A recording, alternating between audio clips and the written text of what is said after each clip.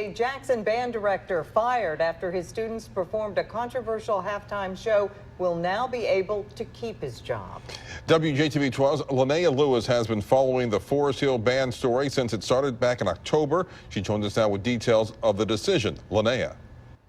Well, Forest Hill High School band director Dimitri Jones has been reinstated after nearly 4 months of fighting for his job. I spoke with Jackson Councilman Aaron Banks about how the most talked about halftime show in Mississippi affected the Jackson community.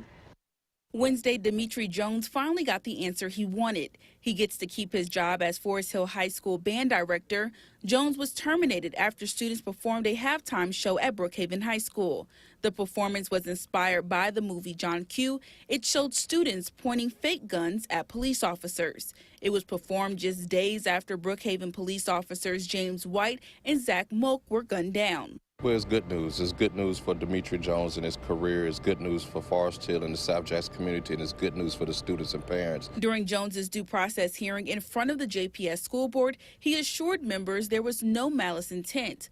Hundreds of parents, students, and community members rallied behind Jones. They said he's done only good for their community and meant no harm. It lets us know that there's strength in unity. And, you know, we got to make sure that we stick to the trait of understanding that just because somebody did one thing wrong or maybe there was a misunderstanding in what he did, doesn't mean that you need to throw out his career. Now that JPS has made its decision, Banks is encouraging Forest Hill High School students to keep their heads up and continue having pride. And as long as you're focused on that and have that pride and be committed to what you're doing, then we're going to always be successful. JPS released a statement on the reinstatement of Jones, and it reads in part, the Jackson Public Schools Administration took decisive action in October of 2018 and responded with all available information and context, and in keeping with our expectations for professional judgment in maintaining student welfare.